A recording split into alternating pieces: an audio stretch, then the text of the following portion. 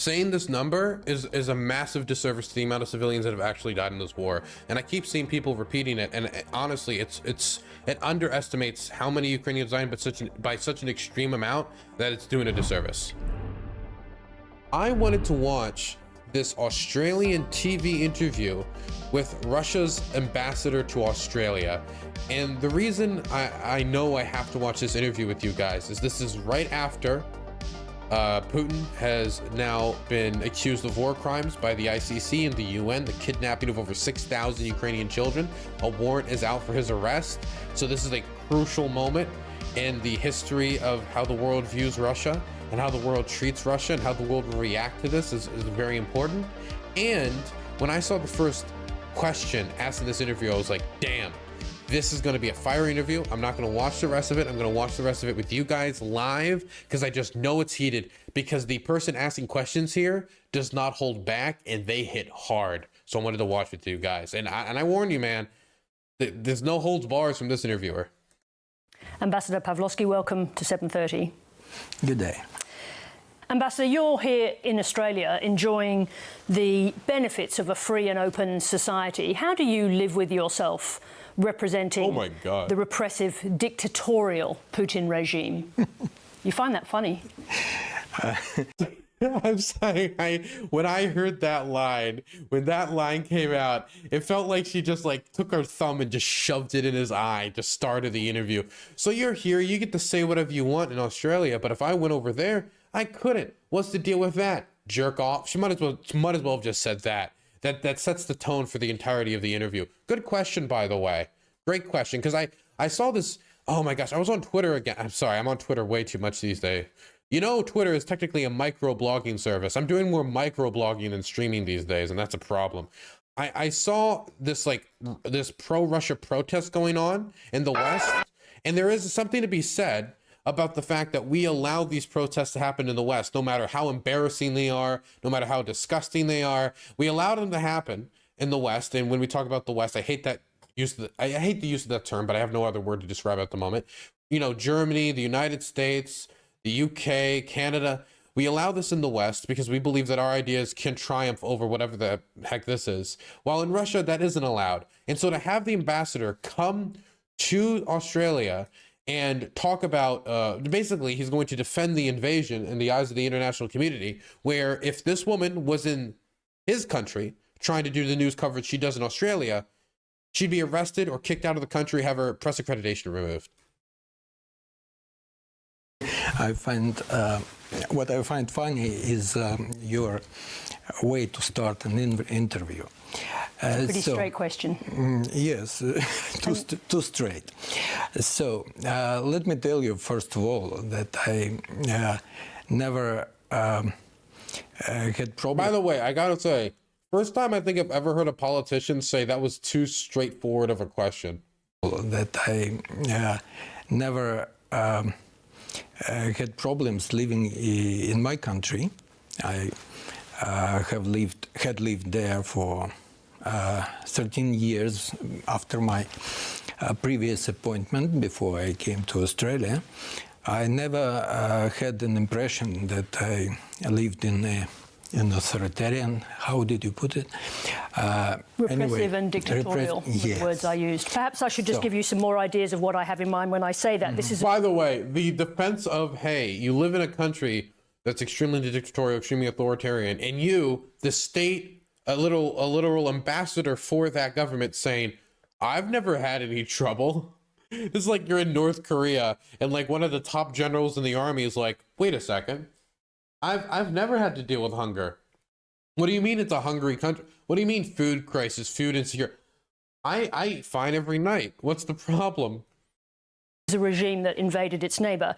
It's a regime where protests are suppressed, where your free media is muzzled, where dissenters are murdered or imprisoned, where the extent of your war casualties are hidden from the public. How would you describe this form of government, if not a dictatorship?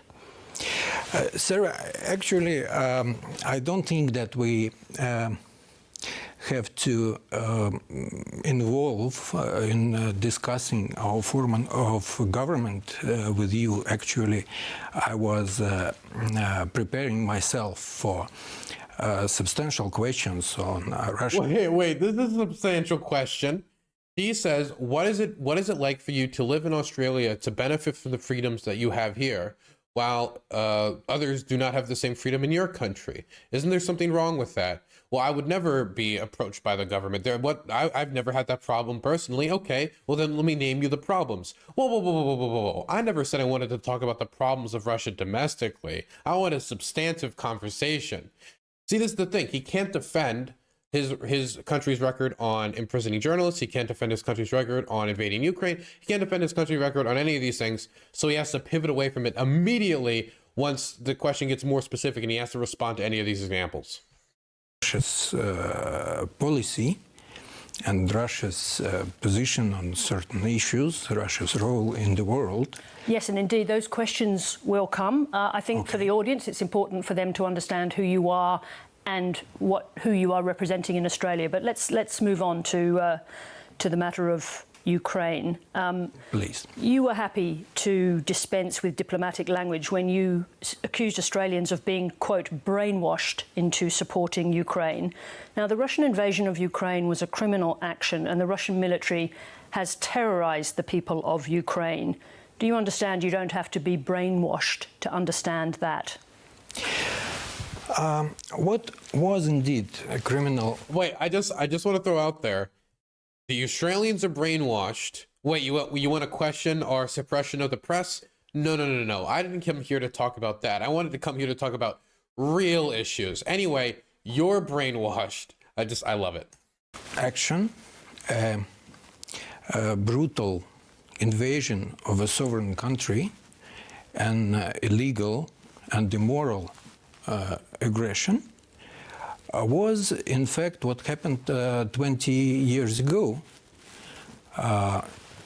around March. So we're talking about the invasion of Ukraine by Russia. Wait, dude, I love this. This guy's so bad. He sucks at his job. I'm sorry. So he says, after getting confronted on the human rights record, when he seems to not be able to conjure any idea in his mind at how Russia could be a dictatorial state or the authoritarian values, she names them. Then she says, no. I'm not here to talk about that. I'm here to have a substantial policy conversation, not talk about Russian domestic affairs, not talk about the state of freedoms in my society, civil liberties.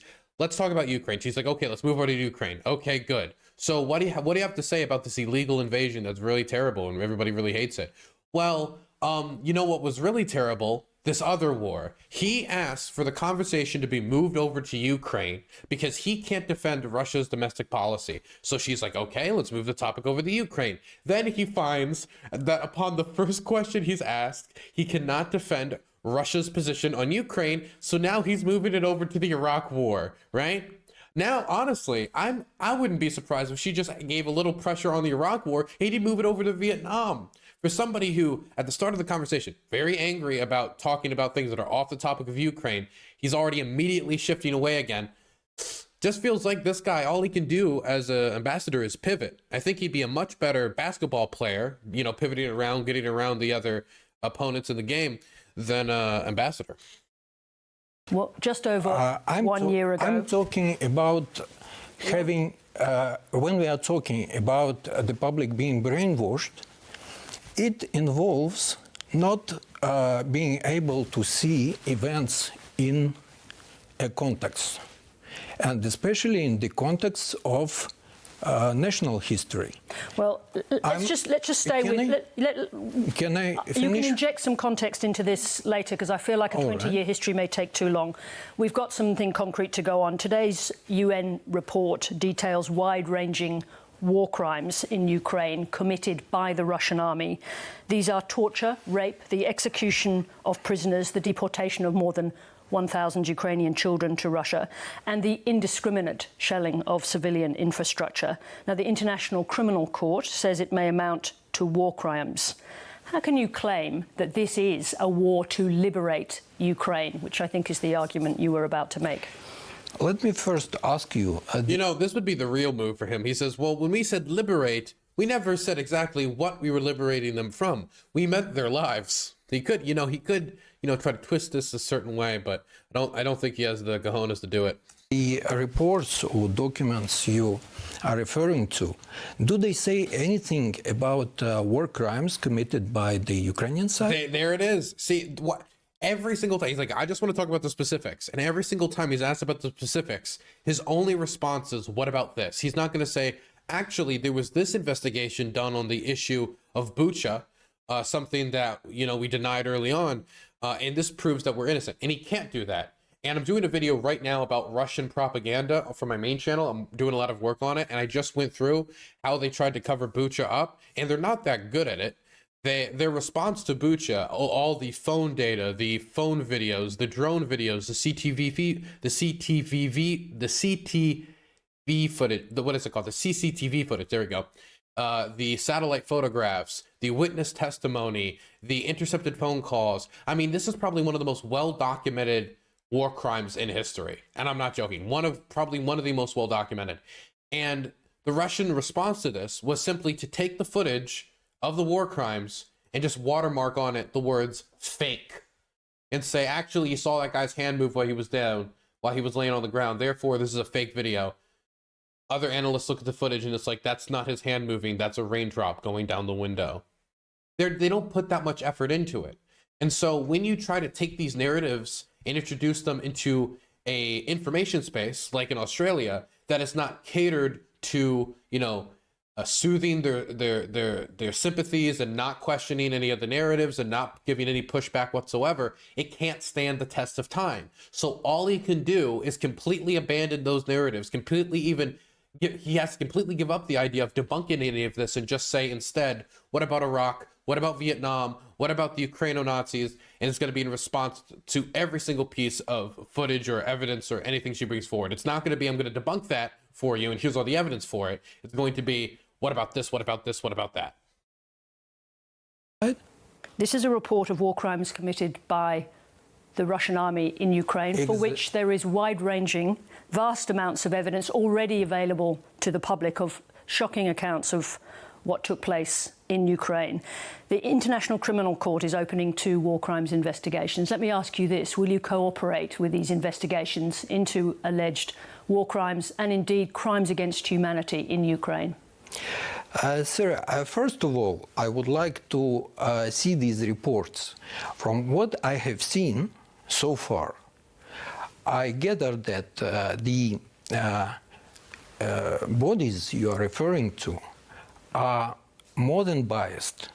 They have a tunnel vision.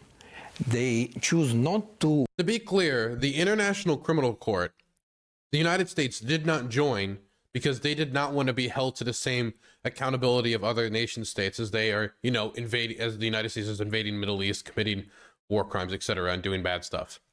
And so it is in the interest of a lot of countries who don't want to be held to account by international organizations like the ICC to become member states of the ICC, to become not only signatories, but member states like joining it, so having the ICC's jurisdiction over them. The United States even has legislation called the Hague Invasion Act that makes it so that we could invade the International Criminal Court and liberate, quote unquote, any American detained there. That's insane. But that's on the books because the United States does not want to be held to account by another organization above itself when it comes to the treatment of its own soldiers. And I think it's really, really, really bad. But why would the United States go so out of its way to try to avoid accountability from the ICC if the ICC was just nothing but like, just nothing but an institution to serve the United States or serve Western interests? Notice the ample evidence of the war crimes committed by the Ukrainian side. So my point is that any investigation should be unbiased. Russia has caused the death of more than 8,000 Ukrainian civilians since February 2022. But in his speech to the Russian Federation last month... Can I just say, when people say numbers like this, it does more of a disservice than if they were just to say civilians have died. Because this is the number that the UN has gone in and confirmed directly, right? The amount of civilians are so much higher than this when we talk about what we haven't been able to discover in Mariupol, what we haven't been able to get from areas in like Crimea and other still occupied territories, when it comes to the bodies that have not been inspected by the UN.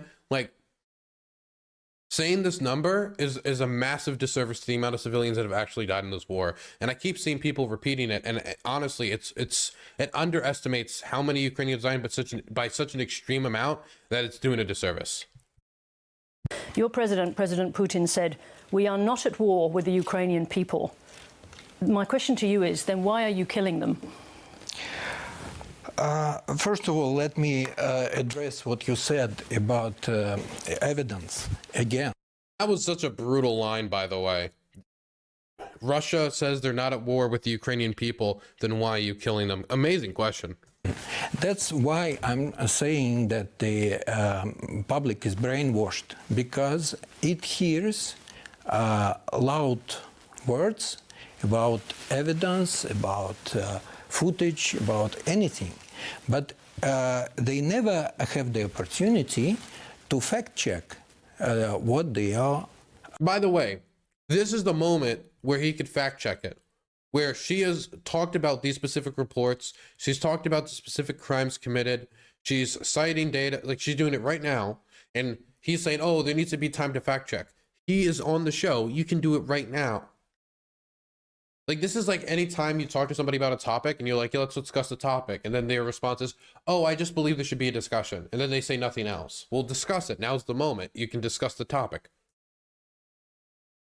Presented. I'm not accepting that assertion. But let's go back to what President Putin. No, Sarah, you don't have to record every time that you disagree with me. You invited me to hear my opinion. Absolutely. So I wanted to ask your opinion about this. I'll put it to you again. Russia's caused the death of more than 8,000 Ukrainian civilians since February 2022. But in his speech to the Russian Federation last month, President Putin said, "We are not at war with the people of Ukraine." My question was, then why are you killing them? I would say that this tragedy of Ukraine started when the West sponsored a coup in Kiev and brought to power ultra-nationalistic, xenophobic. He says sponsored a coup, as in we basically propped up Euromaidan and made Yanukovych flee the country. We wanted the protesters on the ground to negotiate and accept a deal with Yanukovych. The protesters ignored what the United States was saying would be the best strategy for them, went on to continue to protest, and then won their revolution without the United States saying they should go do it or we're telling you to go do this. It was not sponsored or organized or controlled by the United States. We didn't smuggle any weapons. It's just completely manufactured because the Russians do not want to accept that the Ukrainians just don't fucking like them. Government. And that was the government that, in fact, burned alive 50 plus people in Odessa. Can I finish? Well, actually, if you're just going to repeat Russian propaganda tropes from the past, I'll ask you to move on. Sarah, you're not going to answer that question. I'm going listening to move you on. repeating the Western propaganda, and it's okay. Let's move on. Your own troops in Ukraine. So what he's talking about is violence in Odessa and how a building caught on fire. This building caught on fire and a bunch of people in it burned to death during scuffles where Ukrainians and Russian people who support Ukraine, people who support Russia in Odessa died. It's not exactly known how the fire started. I would have to go back and check and look into the specific incident. But in that fire, the majority of people who died were pro-Russia because they were trapped. The building that they were in, they got trapped in, and then it burned to the ground. I would have to go back and check the specifics, but that also isn't a response or answer for the 8,000 deaths that she's talking about, which again, massive underestimate. Like, all he's done for the entirety of this interview is just say, what about this? What about that? Ukraine have called the battlefield a meat grinder. How many hundreds of thousands more casualties can Russia sustain without a public revolt? I disagree with that. I don't see any signs of this. There's no weakening of support for the war. I don't see look, we are talking about special military operation. It's a war, sir. And it's a war. Please, you can call it whatever you can. Yes. Frankly, I think it has turned into war. I mean, a proxy war of NATO against Russia. That's what we witness, in fact. It's so fucking funny. Russia invades another country in order to conquer it and annex its territory. And they say the real war here is, this is all America's fault. Truly, it was America who launched this war after they were the one to give the orders to the tanks to go over the border, round people up, execute them. People that were on the pre-made lists to engage in quote unquote cleansing operations in the Kiev Oblast and other areas across the country. With these lists and provided to them by the FSB, by the intelligence services, they're going across the country, committing all these war crimes, trying to topple the government. And it was America that made them do that. If America just, wasn't there to there was no way in hell that Russia could have gotten to the same conclusion and invaded without them, or that it was their responsibility for starting the war. This is ridiculous. This is so silly. This is unbelievably silly. This would be like saying the Bay of Pigs invasion was the Soviet Union's fault for the Soviet Union supporting the communists in Cuba. It's silly. Let's talk about the Australian involvement in this, because it is unusually large for a small country a long way away from Europe. Australia's given military equipment, including 90 Bushmasters, to Ukraine. Has Moscow asked you to lobby Canberra against the supply of equipment and money to Zelensky's government? Look, it's not a matter of lobbying. Australian government knows our position, and the position is that the formula is very straightforward. The more you give weapons to Ukraine, the longer this war is protracted, the more are the casualties and destructions of Ukraine.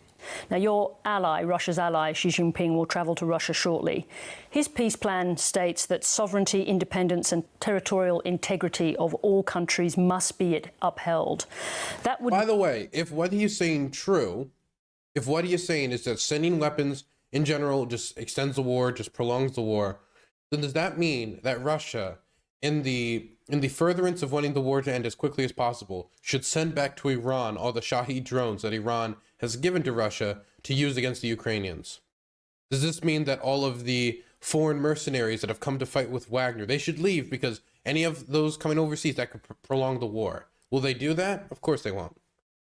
Mean Russia pulling back to pre-invasion positions? Would Russia accept that in order to enable peace talks to take place? First of all, Sarah, China is not an ally.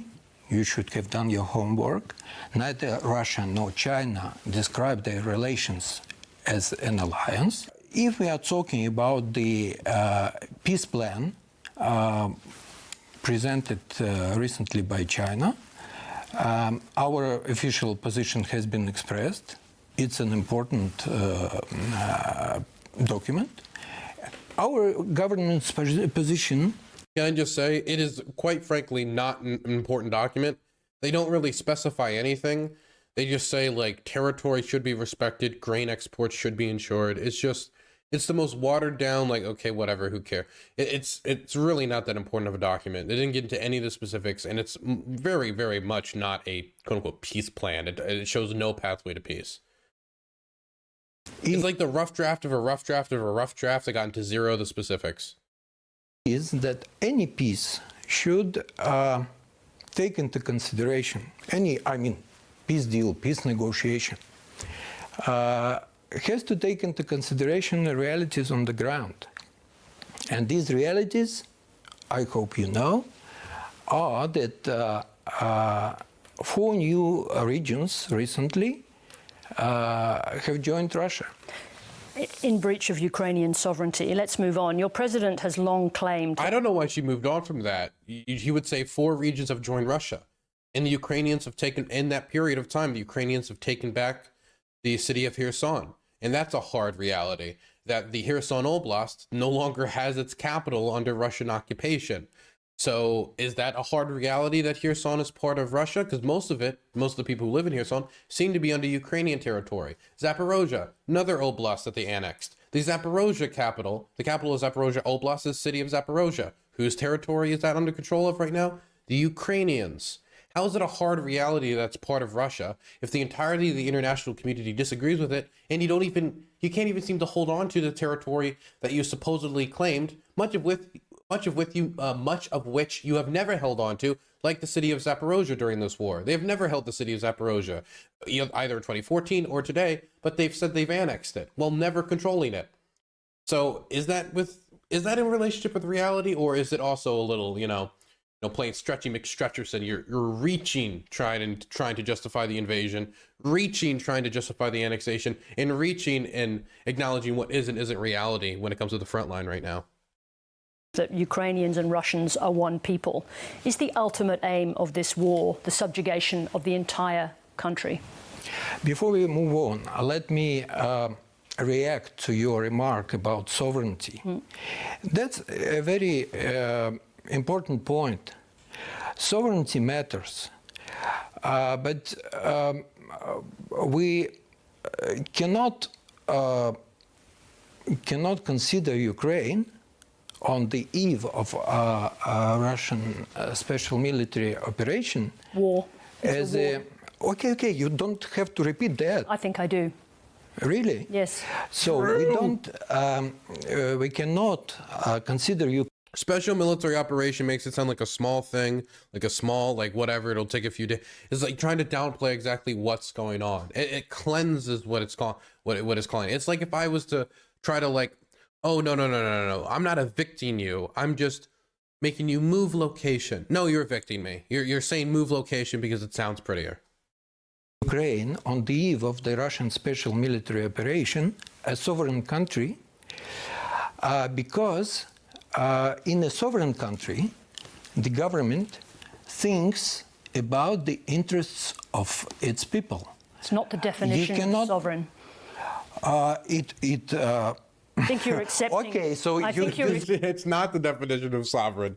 If the definition of sovereign country is a government that thinks of the interests of its people, then I would say that every single monarchy is not a sovereign country, because any country with a monarchy, I would say is looking out for the interests of the monarch's family and the royal family over the interests of many other people. Like if this is the argument we're applying, it's just like a country that looks after the needs of its own people, then I could say Russia's not a sovereign country because they've decided to throw away 200,000 lives, just throw their men into the wood chipper, 200,000 casualties, have a economic reduction in quality of living for Russians, all for territory that doesn't even want to be controlled by them.